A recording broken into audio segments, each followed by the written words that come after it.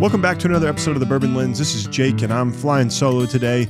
And today we're going to get into the deep nitty-gritty of the whiskey, right? And we're excited to have Mark Reynier of Waterford Whisky join us. He is CEO, founder, a lot of different things for the brand, and we're excited to have Mark here because today I'm just going to warn you, we're gonna get nerdy and we're gonna enjoy it. So Mark, thanks for hopping on. Excited to have you. During our pre-show, we got into it. Now there was too much goodness, so we had to stop that to get the podcast going. So how's your day? I think you're 6 hours ahead of us here in Eastern Time Zone. Yeah, sure. In a wet and windy Edinburgh at the moment. Yeah. Oh man. Yeah. Well, luckily for us, we are 80 degrees here in Kentucky today. So we're having a beautiful day here in the fall. Hopefully cooler weather will prevail here soon because I'm tired of sweating. We don't have that problem here. No. Every time I've been to England or Ireland, it's always been about 60 degrees and wet. So I mean, global warming. Here in Scotland, bring it on, man. we're really sort of, welcoming it, open arms. Yeah. Can we get a little warmer, please? Yeah. No, definitely. So, Mark, for people who don't know you, right? You're an industry veteran from a whiskey perspective, but can you just tell our listeners just a little bit about yourself? Yeah, sure. Well, That half my career, my first half is in fine wine.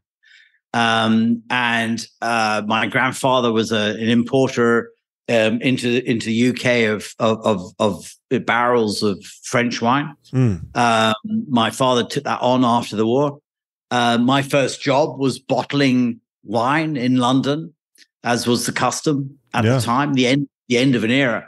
And in fact, I can remember addressing barrels, actually writing on them the names of the distilleries to which they were going to be sent. Wow. Because that's what used to happen.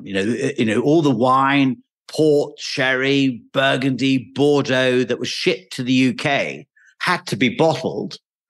And rather than send the barrels back, they were sent to the distilleries in Scotland, Ireland. Waterford again. Remember, is a big port. So everything was coming in. And so those barrels ended up being used by the whiskey industry for peanuts, for nothing. Yeah. So that was my first job.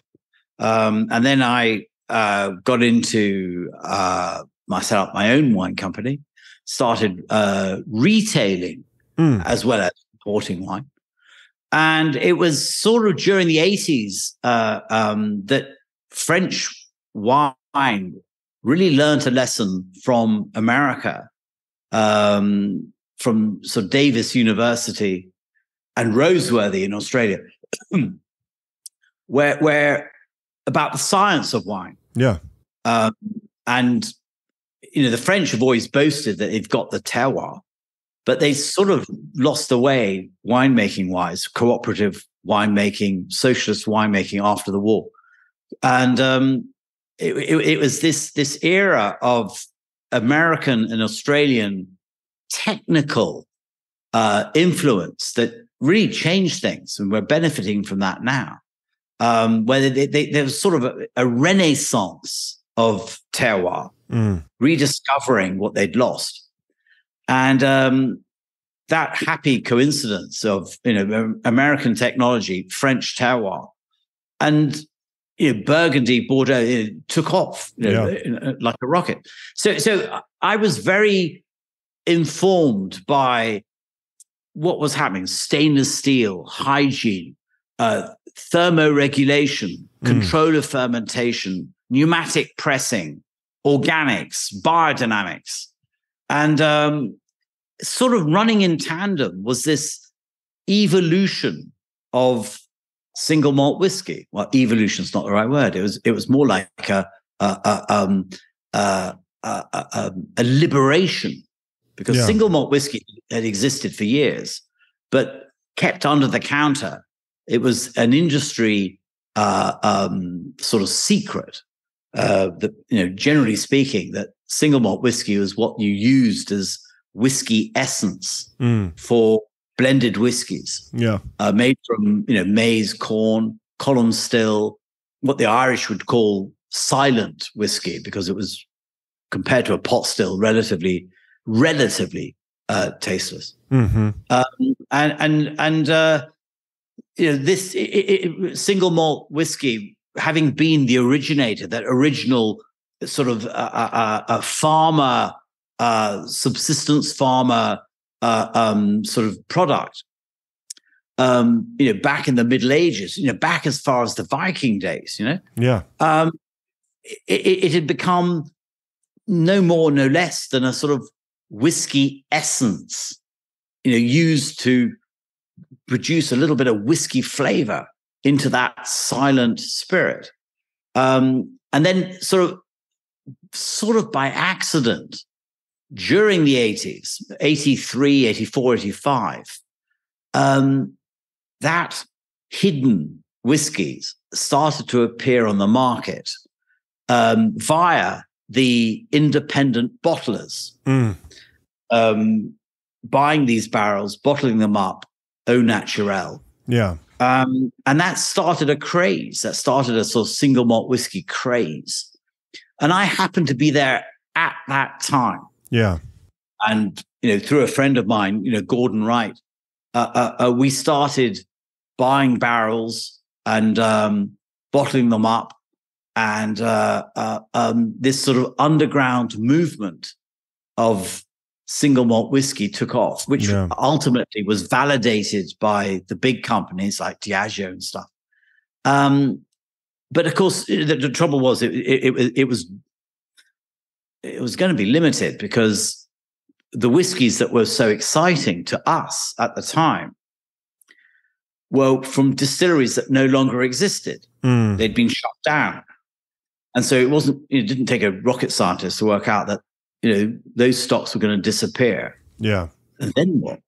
And of course, that's when, the modern industrial whiskey took over. Mm-hmm.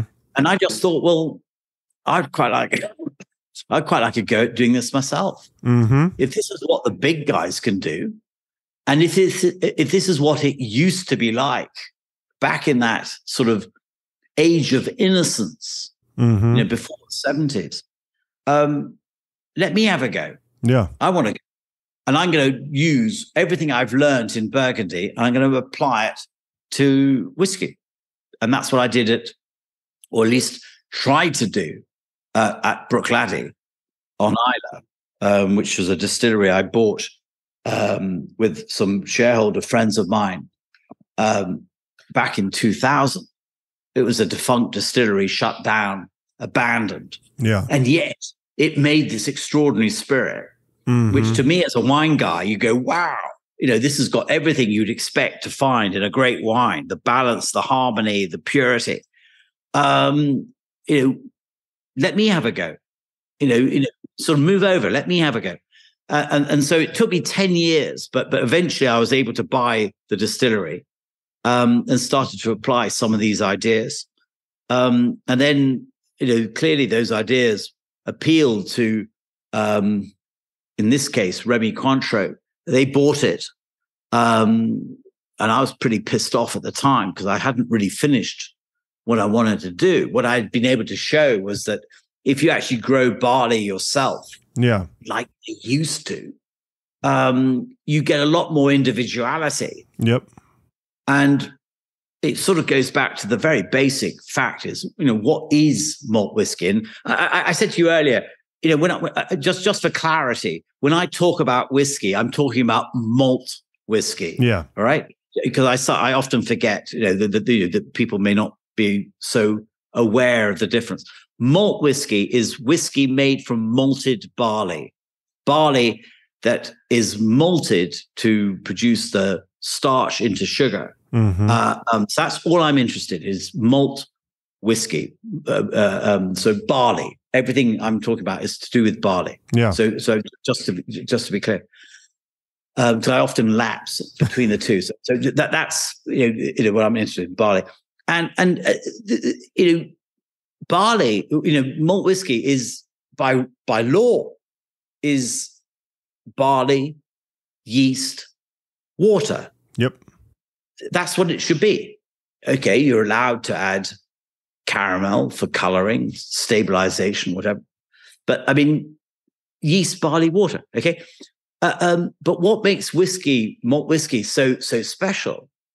We know, because we've done the research, we know there are 2,000 flavor compounds. It's what makes barley the most flavor-rich cereal in the world, which, of course, is the origin of growing up in the northern climes. Yeah, it was the cereal that grew there, and the great fortune, the great luck is that it has the most flavor. So you're dealing with the most flavor-rich cereal and water. Brilliant. So, I mean, it doesn't take a rocket scientist to work it out. Yeah. Surely you go to the barley, you go to the origin of your flavor. For sure. That should be where you start. Yeah. Shouldn't you? I mean, if you go to a wine guy, Napa or Sonoma, I mean, they don't talk, oh, I've got this wonderful barrel here, that barrel there, this wood here, this wood there. They talk about the grapes, the vineyard. Yeah. They talk about where that flavor originates. The barrel is a container. Yep. Yes, it will extract some flavors from it. It will allow some micro-oxygenation, sure. But the original flavors come from the grapes. Mm-hmm. The Shiraz, the Zinfandel, the Chardonnay, the Sauvignon Blanc. That's where the origin of the flavor is. The barrel is merely a conduit, Mm-hmm. Yeah. So sorry. No. So I think you're bringing a good point, and I think from that transition from Bruichladdich to Waterford, right, and where you could really start to experience the grain first, right, and build. That's why I went there. Yeah, that's why I went there. Yeah, so you could start to build that out, right? When you think about this idea of single malt, right? Because in Ireland, you could have done a variety of different things, right? Because I'm not an expert. Still, there's single pot still. There's all types of stuff. Mixed mash. Sure. There's anything goes. Yeah. So when you went there, was you had your eye on it's gonna be the barley. You went for the barley. I went for the barley. Yeah. I went for the barley. Pure and simple, nothing else. I went for the barley. And why? Well, because on Islay, I wanted to get farmers to grow barley again. Mm-hmm. They hadn't grown it on Islay for 100 years. They hadn't grown it since the First World War. Wow. For the simple reason that none of the lads came back. So there was no one to grow it, Yeah. So convincing Islay farmers to grow barley again was very difficult. Mm-hmm. And of course, now I know why. Because actually, it's bloody hard. Because the growing season is very short. Yeah. The sowing season is very late because of the humidity and the peat-rich soils. And of course, the wildlife. You've got deer that are going to eat it all. You've got geese that are going to come back from Greenland, in September and eat and hoover it all up. Mm-hmm. And then you've got the autumn gales that are going to flatten it all. Yeah. So sure, it was very difficult. Good years, great stuff. Difficult years, well, it's almost a write-off. So it was very hard. Plus, we didn't have the logistics. We didn't have the ability to keep it separate. We didn't have the machinery. We didn't have the warehousing.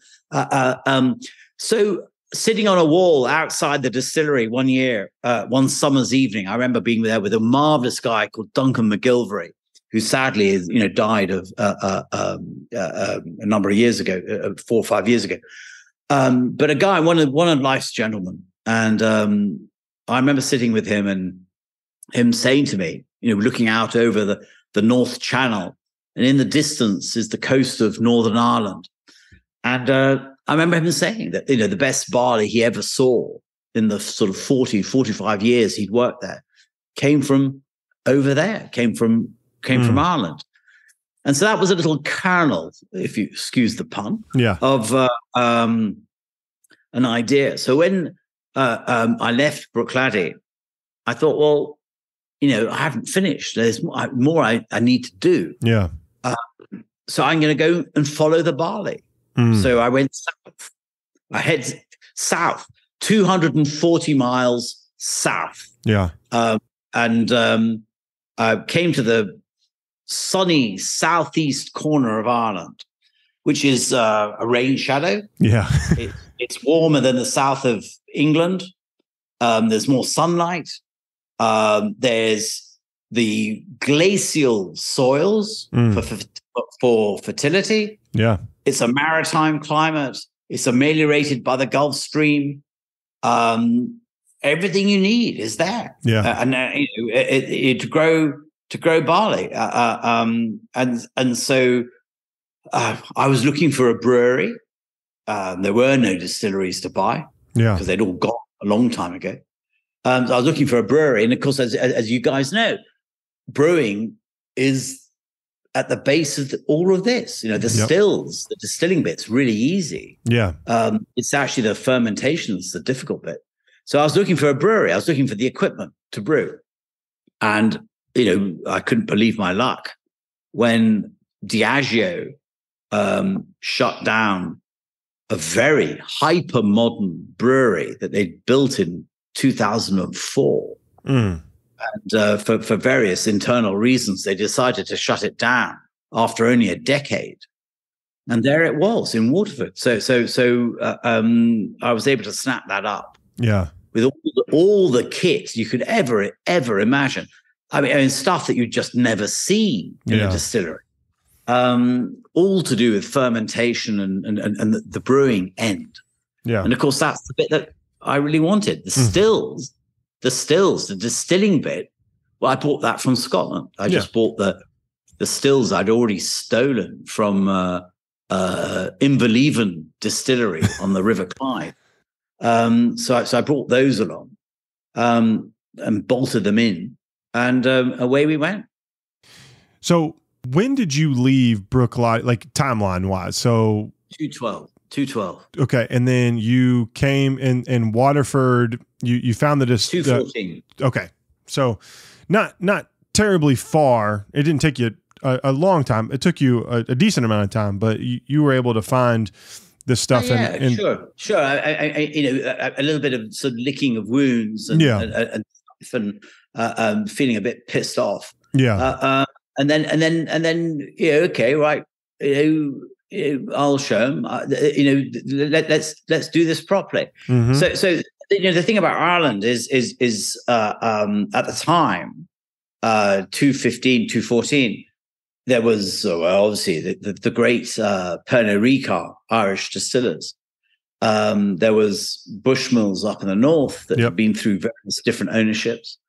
Cooley Distillery that had just sold to the Japanese. Tullamore Dew that had just been bought by William Grant. And me. So I mean, there really wasn't that much there. 80% of Irish whiskey was being produced by one company. Yeah. As opposed to 80% of Scottish whiskey being produced by 5 companies, one of which is the same. Yeah. So the category, well, fine. I'm not there for the category. I'm there for the barley. I'm there for the conditions. But remember, Waterford is the same latitude as Cambridge. Okay. Same latitude. You're in a different climate zone. That's why I'm there. Yeah. And so you get the distillery kind of up in, you bring your stills over and everything, and everything's acquired. When was the first growing season that you had? Was that 2015? 215. Okay. 215. So we actually got distilling very quickly because of being able to add the stills to this state of the art.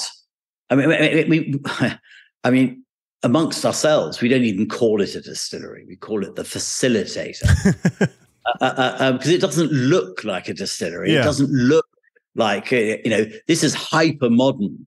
It looks like a giant stainless steel whale along the banks of the River Sure. Oh man, which is actually an estuary, where we are, but it looks like a river. Yeah. And it hums. It's a bit like when you go into the into Wall Street or into the City of London, and it's almost you almost feel like it hums. Yeah. And that's what this does. It's a Rolls Royce. Yeah. And we call it the facilitator because we have a setup there which you would never find in a distillery. It's unique. For sure. And I know this word is used many times, but it really is. It's the only example of its kind, where we've actually turned the whole milling, mashing part of the process upside down. And Diageo had put this pioneering setup in place. Now, perhaps that's why they shut it down. It didn't do what they wanted it to do for them. But for me, it does exactly what I always hoped for. Yeah. Now, it's not. I'm not saying that I'm a great sort of soothsayer, and I knew that this would be the case. No, I'm not going to say that. It was a gamble. Yep. But what we discovered very quickly was that by changing the mashing process upside down, we were able to get more barley flavor than anybody ever could. Which is why when you taste Waterford whiskey, it tastes like walking into a bakery first thing in the morning. You have this wonderful aroma of barley. Now, the reason, I mean, we shouldn't be surprised. Yeah. Because that's the ingredient is barley. So why doesn't all whiskey taste of barley? Now, there's a very good reason for that. I mean, most mills, because remember, unlike sugar, unlike sort of a wine, if you squeeze grapes, you get sugar and you can ferment it. Yep. And as your listeners well know, we're dealing with cereals, and the sugar isn't in the cereals. Starch is in the cereals, and starch is the energy storage for the grain. And the idea being that the grain ripens during the summer, the grain falls to the ground, it overwinters, and then in the spring, you get the warm rains and the temperature rises and the grain gets wet, it dries, it wet, dries, wet, dry.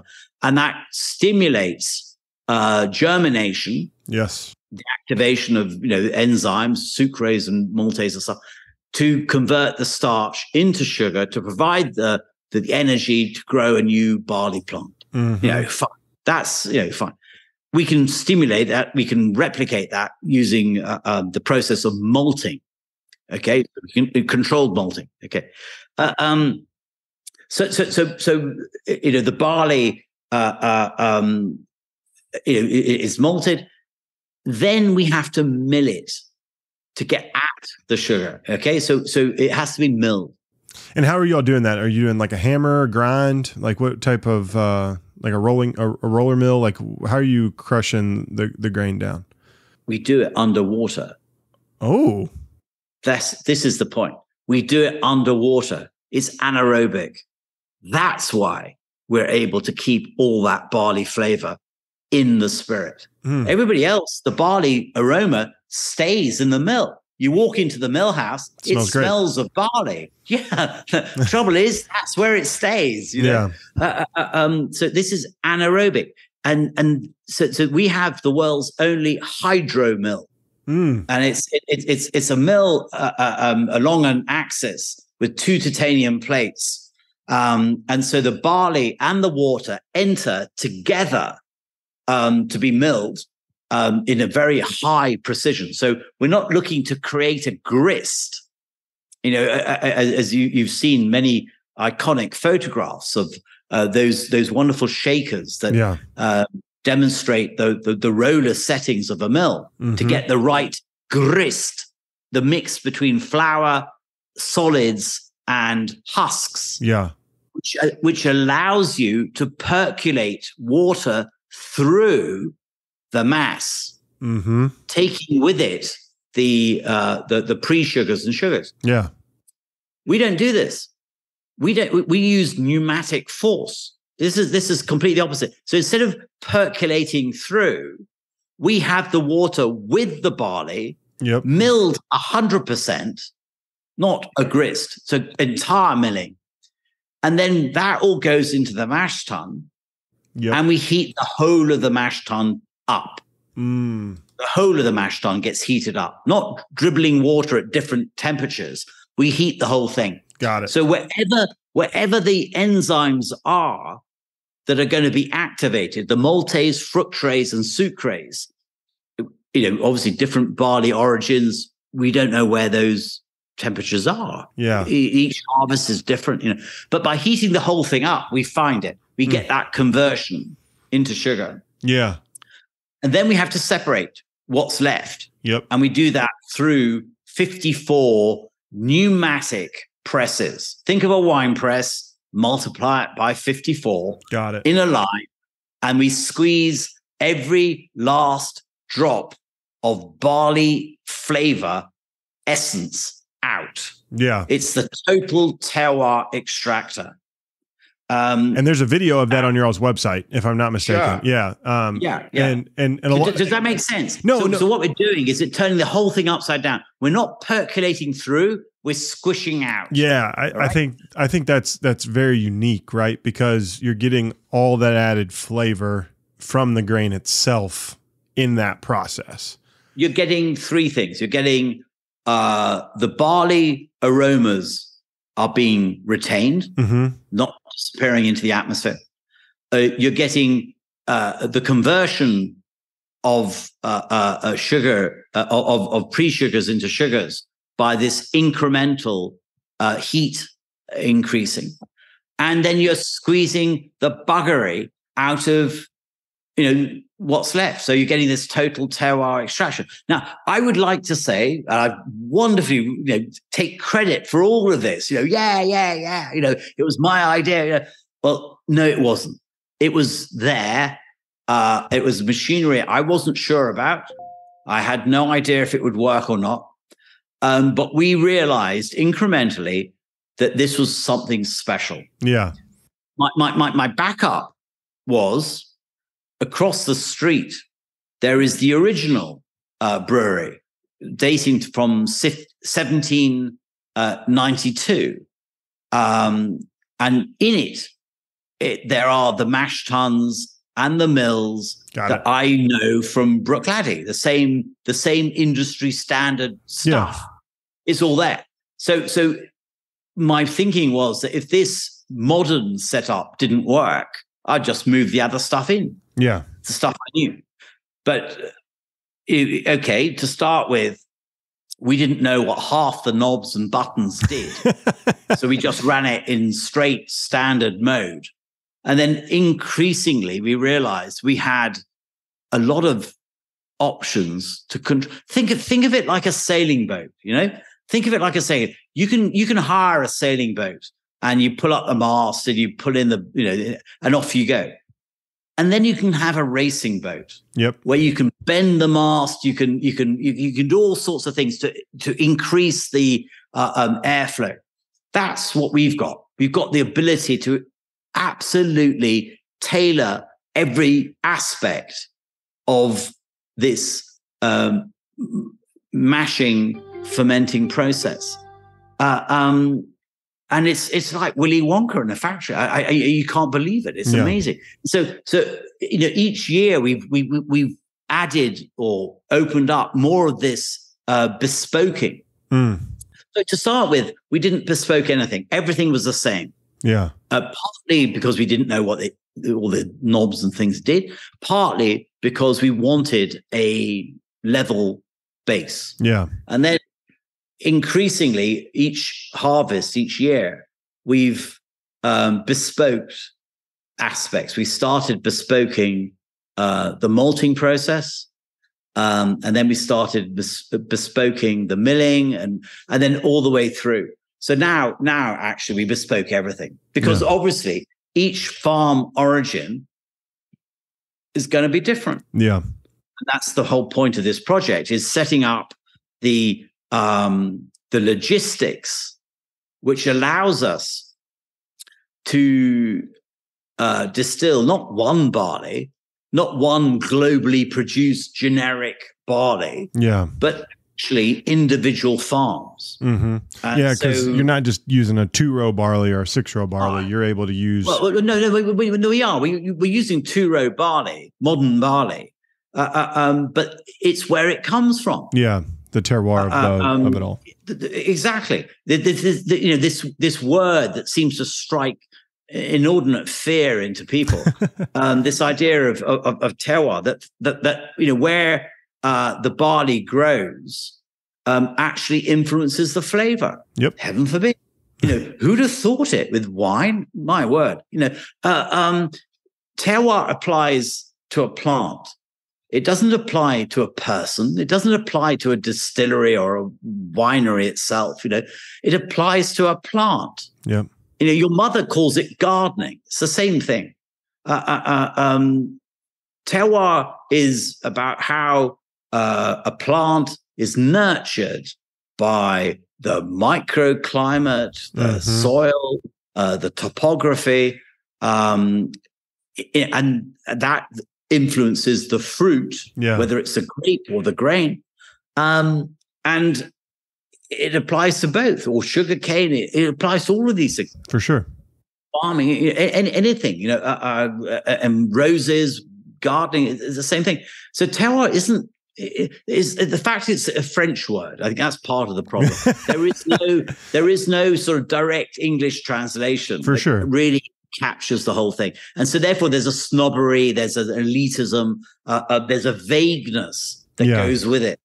But hey, it means that if we grow barley on 35 different farms, we are able, through fermentation, distillation, to produce Waterford whiskey with 35 different variants, which are recognizable by smell and taste, but also analytically as well. Now, these are the building blocks of Waterford.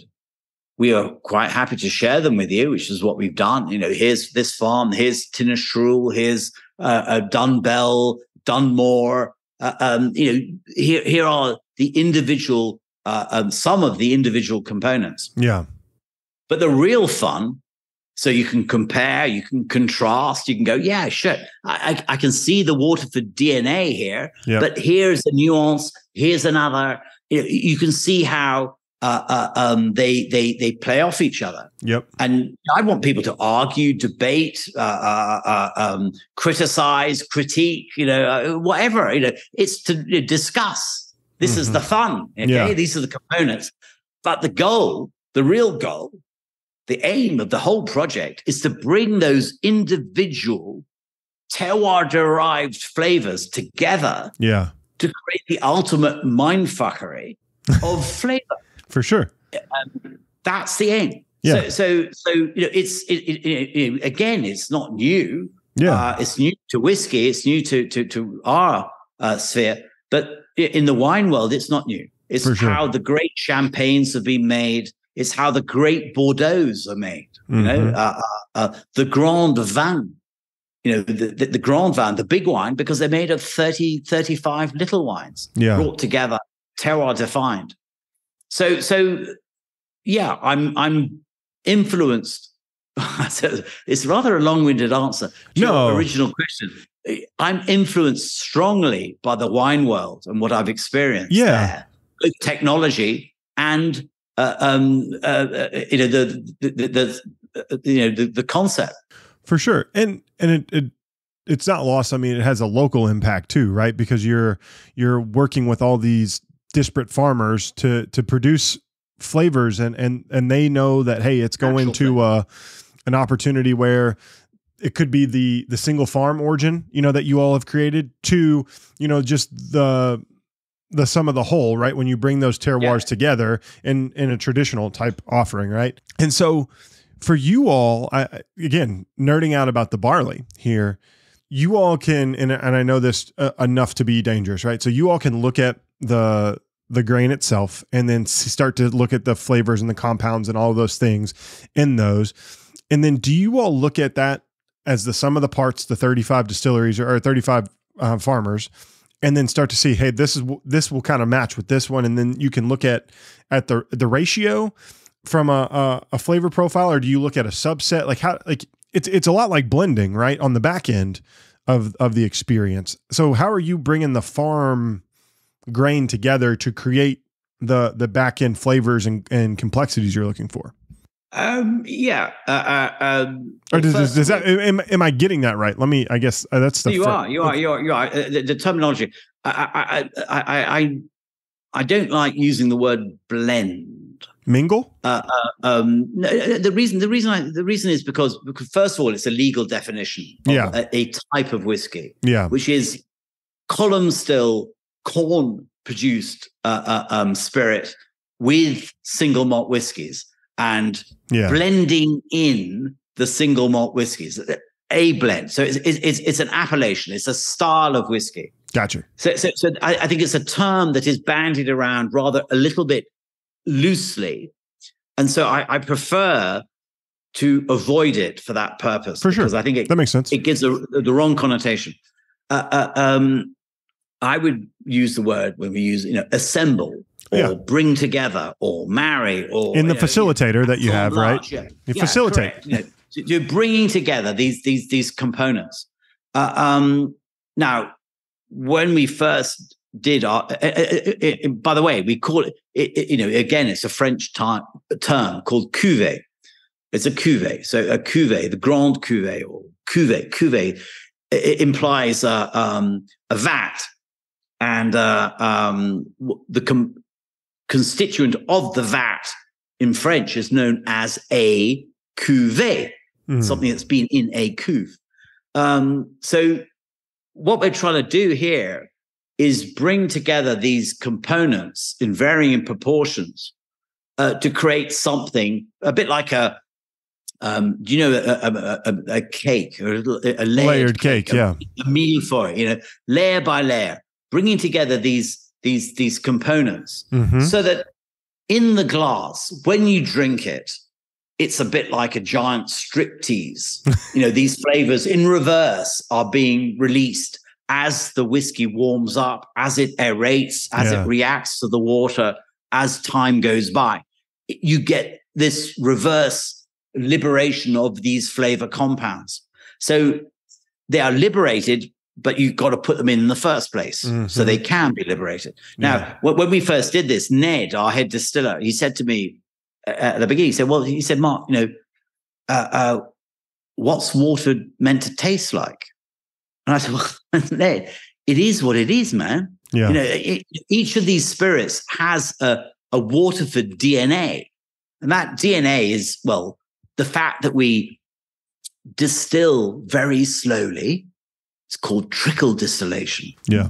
We call it trickle distillation. So you slow everything down to less than 300 liters per hour. The spirit, the middle cut just gloops out. You can see the unctuous viscosity of the spirit because you slowed it down, because we can. Time is not a problem for us. We can slow it down. Which is what you get in your mouth. You get this rich, oily mouthfeel because of that. The fact that we take a very narrow middle cut. We're not greedy. Distilling, the only things you really need to know about the actual distilling bit is how greedy are you going to be? How impatient are you going to be? Yeah.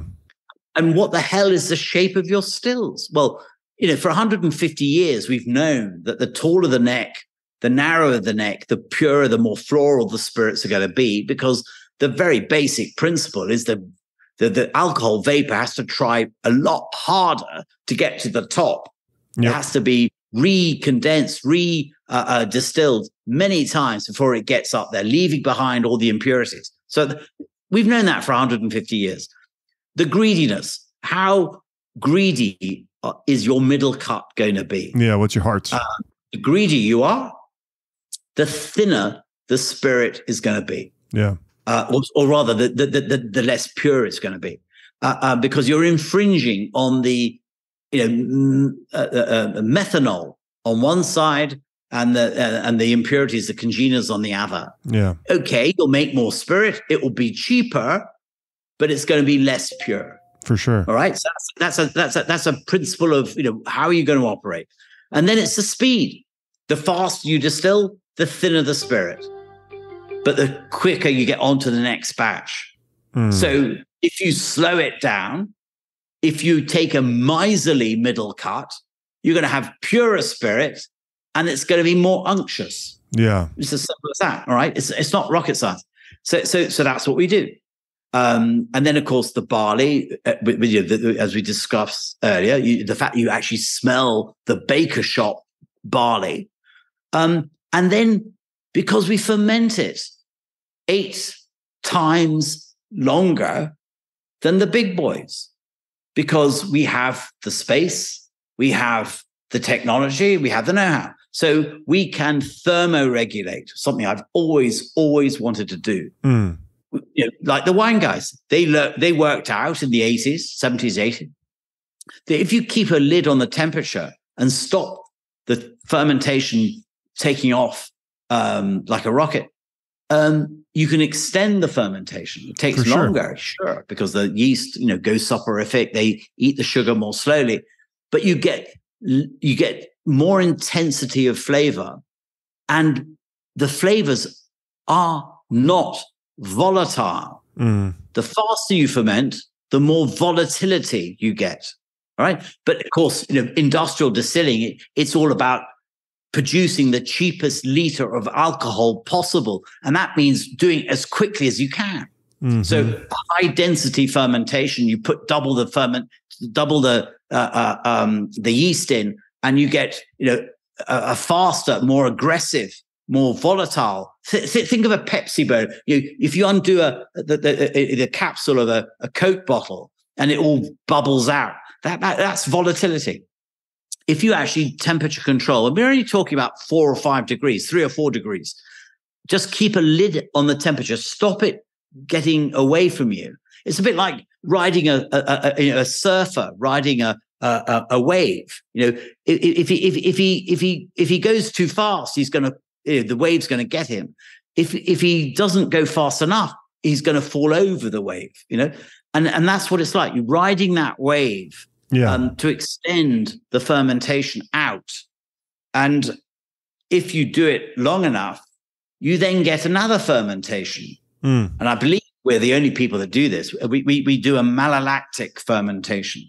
It's quite well known in the wine world, where the harsh malic acid is converted into a softer lactic acid. And that, again, is one of the smoothness characteristics of what we have in Waterford, is you have this smoothness that is attributable to this malolactic fermentation.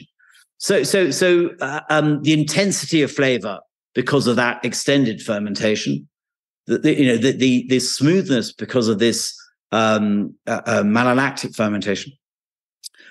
So you can see where we're getting to here with the DNA of what Waterford is. Then it's a question of, well, this individuality of where that barley grew. And Ned saying, well, what's it meant to be? Well, hey, you tell me. Here are the ingredients.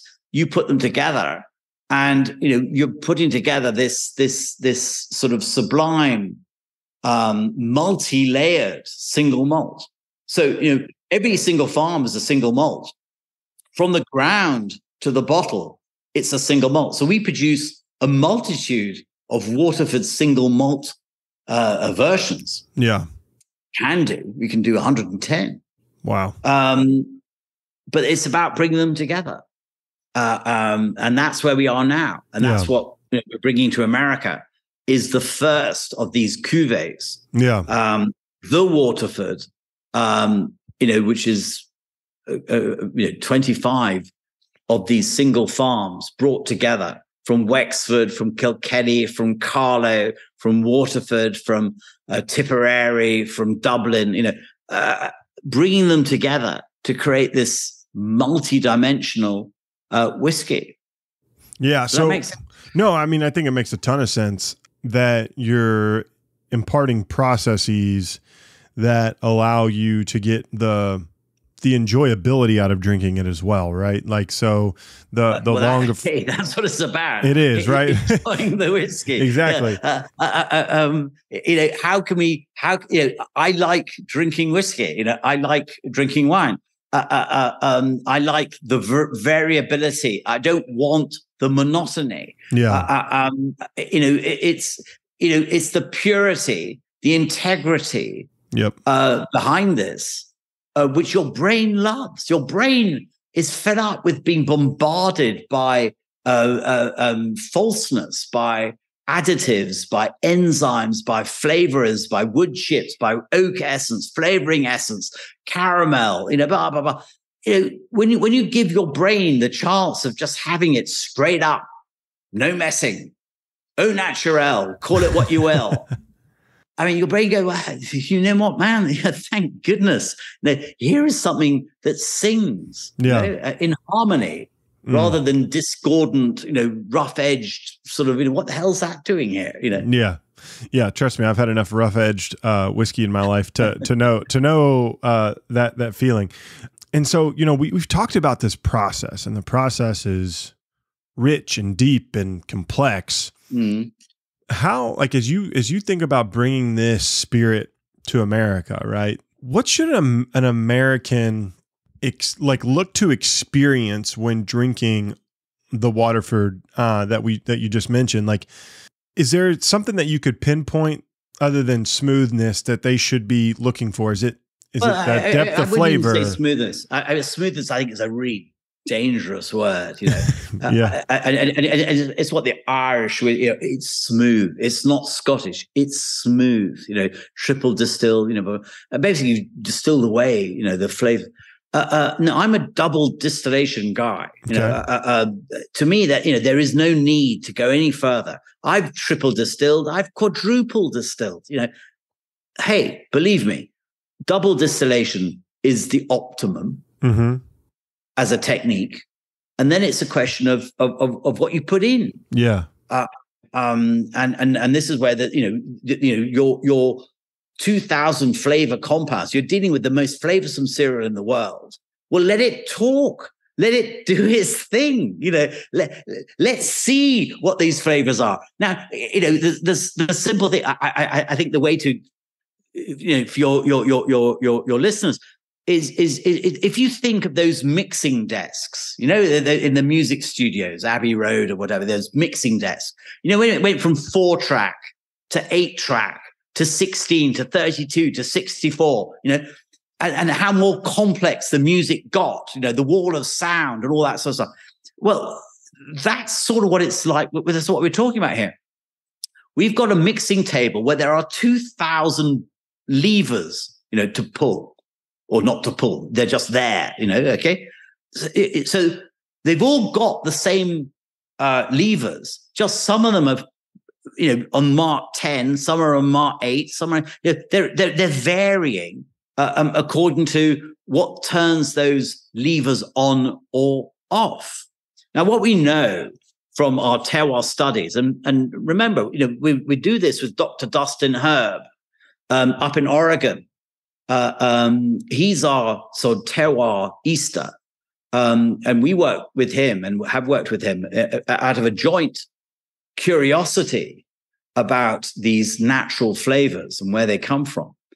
And what we know is that 60% of those flavors are influenced by where the barley grows, the terroir. The microclimate, the soil, the topography. So we know terroir exists. We know it's proven. It's peer reviewed. It's an accepted paper. And funnily enough, the French had never bothered to do it because they just accepted it for 1,000 years.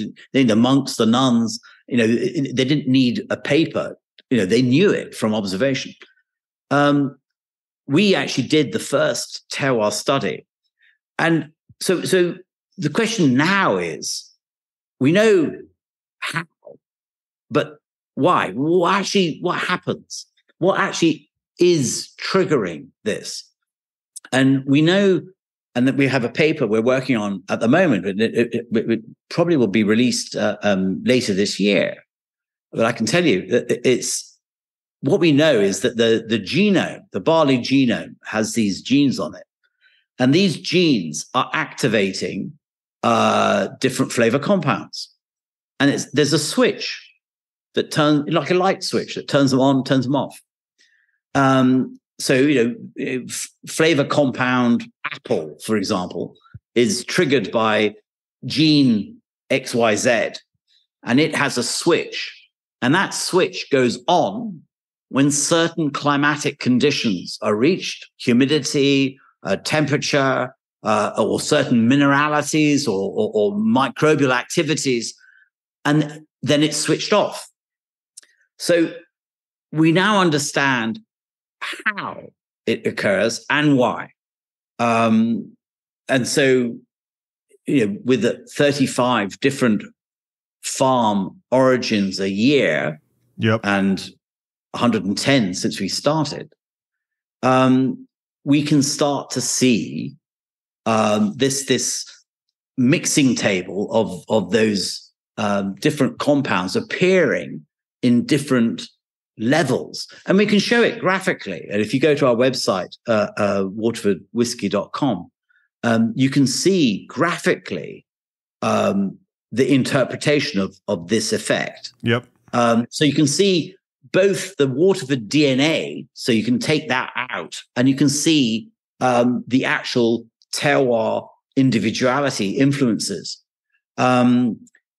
which is well, I find it fascinating. You may not. No, I mean, I've been poking around the website the entire time we've been on this call because I've been fascinated by all the stuff that's available. Just to look at. We want to share it. We're not trying to sort of. There's not some Machiavellian thing. It's our sort of motto is we terroir that's traceable and transparent. So it's no use me talking about these terroir differences. Why should you believe me? I mean, there's no reason why you should. And of course, I wouldn't believe anything in this industry, anything you're told. So I have to prove it. So the traceability from the field to the bottle proves everything I'm saying. It validates everything I'm saying and verifies everything that's in the bottle. And we put that via a terroir code on the back of the bottle.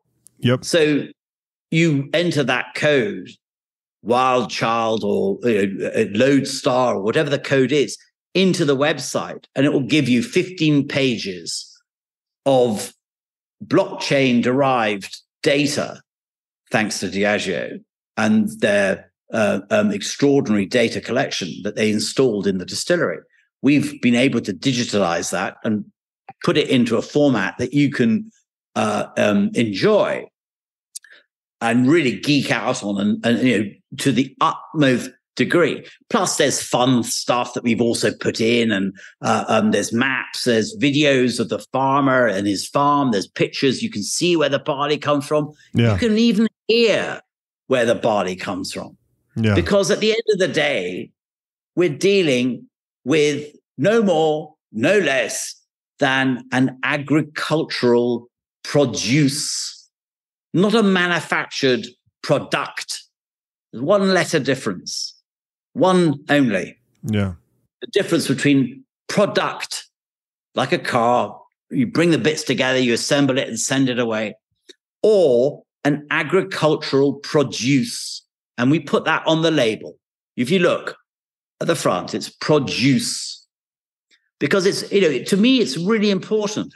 Insignificant to others, but to me, it's really important. It's how it always was. It goes back to the origin. It goes back to the fact that all single malts were originally terroir-derived spirits from little farms that grew out of the original legalization of whiskey production, where, clandestine individual distillers were encouraged to go legit. Yeah. And by going legit meant paying a license, paying taxes, and having a scaled up distillery, which was the beginning of the farm distilleries. And of course, those guys that went legit were the guys that actually had the barley, your primary ingredient. Yeah. You'd be a bit stupid to go legit with no barley, wouldn't you? Yeah. So they were all originally terroir-derived, artisanally produced, specific to a place. Mm. That's been lost. Yeah. So what we're trying to do is take it back to where it was, back to that age of innocence when you had that individuality, you had that honesty and integrity that sadly has been lost by industrial production. Mm. For sure. And what's really funny is normally I do a recap, and I think you just recapped the entire podcast for me right there. And you might need to start the Waterford Whisky podcast. But I think that's what is fascinating is it's taking technology and the way you can do things today and reverse engineering the experience of yesteryear. Right. Yeah. And I think that's lost on a lot of people, because it is a little bit harder work. It is a little bit longer process. It is a little bit more expensive. It is a little bit more expensive to the consumer. However, what the consumer wants today is to be a part of that process. They want to see how the facilitation happens, and they want to be a part of the story. And this is a story of sustainability and growth and things that I think a lot of people can get behind and enjoy from a whiskey consumption perspective. Well, I'm not, I agree with that. Obviously, there are different ways of doing it. I'm not knocking. No, I'm with you on that. I understand, that sort of, the success of whiskeys, has been through the power and the might of these big enterprises. I just think that, they lost a bit of soul along the way. And you could almost point to a date, 1973, the OPEC oil crisis, when, that stampede for the cheapest liter of alcohol possible, the consolidation of distilling into ever more efficient plants. Yeah. But we lost something.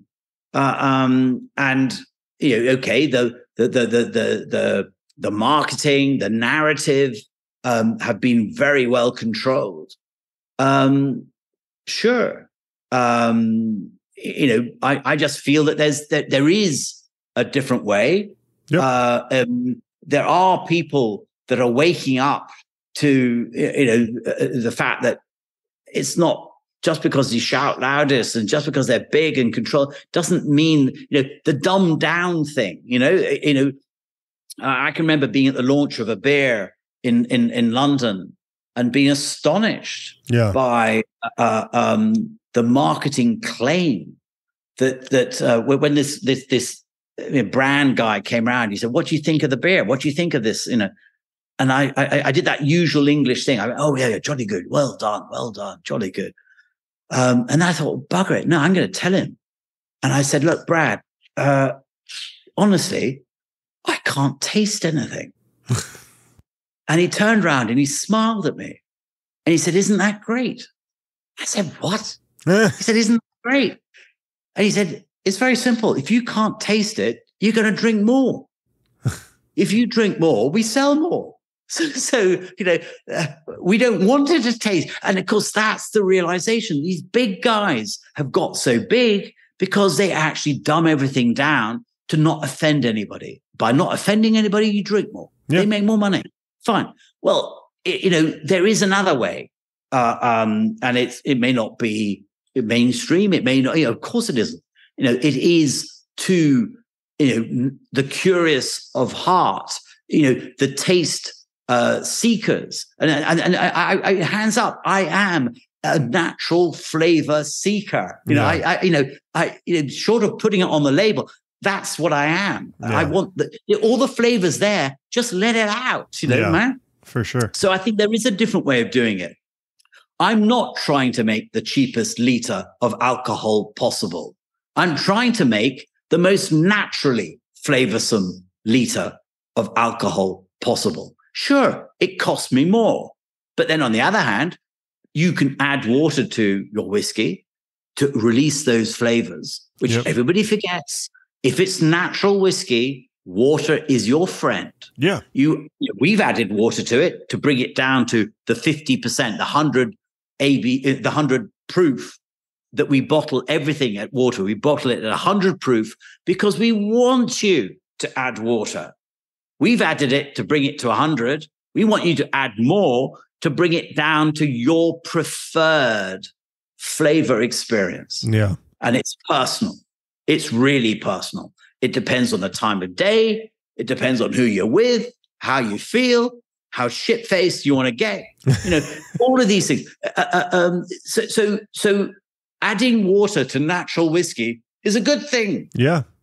Not only does it give you more bang for your buck because your bottle's going a lot further, but you're also not diluting the flavor. You are not diluting the aspect of the whiskey. You are merely diluting the alcohol. But that only applies with natural whiskey. If you try to do this with commercial, it just breaks everything. Of course we don't chill filter. Of course we don't color. This is au naturel, literally nothing there. So adding water is easy. In fact, you're a mug if you don't. Those old westerns, where you got Clint Eastwood at the end of a bar and the guy slides the bottle down, and the guy takes the cork out and hoovers it down. Well, yeah, you can do that.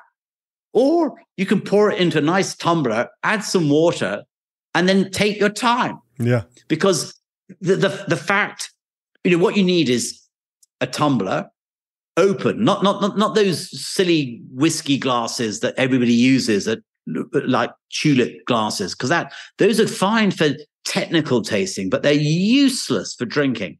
You need an open tumbler, ideally something that sits in your hand, because the warmth of your hand is going to warm the glass sufficiently to allow those flavors to open up. Yep. Treat it like a wine. Let it oxidize in the glass. Let those flavors come out. And of course, if you add water, it accentuates that. Yeah. The aldehyde flavor group is hydrated by water. If you don't add water, and the minimum is a teardrop, that's all. A minimum is a teardrop to activate that flavor compound group. You're actually only getting 3/4 of what's there.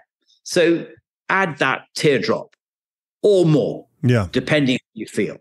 So, and then of course, you need a good friend to be with because you're going to be there for some time. As this whiskey starts to play and starts to open up, starts that striptease, sit back, watch enjoy the fun, enjoy the pleasure. That's the great thing about natural single malt whiskey. It's how it used to be drunk. It's how it can be drunk. For sure. And it totally changes your engagement. Because the way I drink, our single malts is, I'm adding almost 50% water. And you can take water from the fridge, preferably not ice cubes, because that tends to shock those flavors. Yeah. And so unless you let those icebergs melt, but so I'd rather take sort of cold water from the fridge, cold still water, and add some and see how texturally it feels, it resonates with you. Late at night, perhaps less water. Earlier in the evening, more water. Lunchtime, more water still, because you won't dilute the flavor. Yeah. And I can't stress this enough. You will not dilute the flavor of Waterford whiskey by adding water. You will dilute the alcohol, but not the flavor. And it's almost, it sounds oxymoronic, but try it and you'll see. And it changes your engagement. Well, I'm excited to get my hands on some Waterford whiskey and enjoy these expressions here soon. I know we have something on its way, and excited to dive in. Yeah. Well, what you've got coming is the Cuvées. So we have the Waterford, which is Cuvée coffee. It's called. It's named after the painter, a Parisian painter who designed the label, which is sort of Harlequin-like. It's to give you the idea of bringing together these components. The 25 single farms that are in there. Then we have an organic cuvée, Ireland's only organic whiskey. I think there's only 3 others in the whole whiskey world, and I made one of them, or 2 of them. Yeah. And then we've got a peated cuvée. So that's 4 single farms, peated with Irish peat, which is very, very different to Scottish peat. It's fibric peat as opposed to saffric. Isla peat, which I know very well, having done Octomore and Port Charlotte. Saffric peat is very medicinal. It's very black. It looks very much like a sort of chocolate mousse. Yeah. Dark chocolate mousse. And it's the next step up from coal. I mean, a bit more squeezing, and it will be it'll be coal. Fibric peat, on the other hand, is brown, and it's drier. It's rooty, and it burns when it's the influence is a lot fruitier, less medicinal, more fruity. Now, nobody had done this in Ireland for 100 years. So I'm very pleased to reintroduce, as part of our Arcadian methodologies, the old ways. Yeah. The sort of rural whiskey of the past. It would have been this very fruity, peaty flavor. So we have a peated cuvée where we brought together the 5 single farms, and that's called the Fumo, as you'd expect. And then there's Argo, which is our sort of wild child. It's got a little bit of peat in there. It's got a little bit of virality to it. Yeah. So that is the organic, peated, the Waterford, and then the wild child. Each of those, from the ground to the bottle, is honest, pure, natural, authentic, standalone, individual whiskies, single malts. Yeah. It's not the same pipeline with 5 finishes. Yeah. We don't finish because we start right. Yeah. And I think that's the I suppose the nuance here. Yeah. Well, Mark, I'm excited beyond belief to try this whiskey, especially after talking to you, and really just want to sit down and enjoy these. Well, go to the website. Yeah, well, I'm at there. Log on to the sound files. When you put in the terroir code, on the back of the label, put that in, and there's a QR code. It will take you there quicker. And listen to the barley growing with a dram in your glass. My word, it sounds trivial. It sounds trite, but my goodness, sounds fun. It sounds fun is what that sounds like. Well, I've enjoyed this conversation, and this is the first of many, I think, that will be in our future. And excited to dive in. Lots we haven't discussed. Yeah. There's more. There's more. Yeah. But hey, we'll dive in again. Let's go there. Yeah, let's go there. We will. We'll get our. Yeah, exactly. I dare you. We'll get our partners to get us set up for round 2, especially when we can get a dram in our hand and enjoy the glass together. Yeah. But for everyone, if we've talked about the website quite a bit, it's just Waterford Whisky, WISKY.com. No E in Waterford. No E in Waterford. No E's in Waterford. So go check that out. And then we'll have all these links in the show notes. We're going to review these whiskeys when they get here. And we'll talk about it, and we'll get Mark back on. I'm sorry they're not here with you now. I mean, Christ, imagine if they were. We'd be here all bloody night. Yes, we would. You would have a long night. You would have that hangover tomorrow. But no hangover. You'll add water. Well, thanks again, Mark, for joining us. Thanks everybody for listening to this episode of the Bourbon Lens. And it's the Irish Whiskey Lens today, and we're super excited. Well, international single malt. Yeah, exactly. Yeah. And we look forward to having you back. So we truly appreciate the opportunity, Mark. Well, absolute pleasure. Thank you so much. All right, really enjoyed it. Hey, have a great day. Talk to you soon. And you too. All right, cheers. Bye. Thanks, everybody, for listening to this episode of The Bourbon Lens. Again, if you want to know more about Waterford Whiskey, go over to waterfordwhiskey.com to check out their products. If you want to know more about Bourbon Lens, go over to Instagram, Twitter, and Facebook at Bourbon Lens. Last but not least, we want to say thank you to our growing Patreon community. Go over to patreon.com/Bourbon Lens if you want to join that community over there. And as always, if you get a chance, go to your favorite podcast listening app, give us a 5-star review. We'd be greatly appreciative. And until next time, cheers.